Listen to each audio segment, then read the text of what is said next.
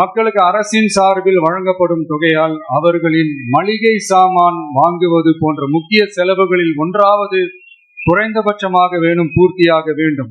Number 1 மாநிலம் என்று தனக்குத்தானே தம்பாட்டம் அடித்துக் கொள்ளும் வெற்றி விளம்பர மாடல் திமுக அரசில் மகளிர் உரிமை தொகை என்ற பெயரில் வெறும் 1000 ரூபாய் மட்டுமே வழங்கப்பட்டு வருகிறது. மக்களுக்கு அரசின் சார்பில் வழங்கப்படும் தொகையால் அவர்களின் மளிகை சாமான் வாங்குவது போன்ற முக்கிய செலவுகளில் ஒன்றாவது குறைந்தபட்சமாக பூர்த்தியாக வேண்டும்.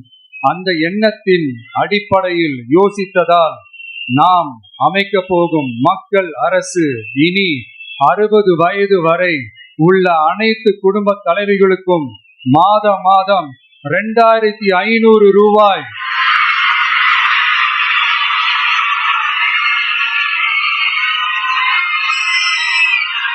வழங்கப்படும் என்பதை பெருமகிழ்வுடன் அறிவிக்கிறோம்.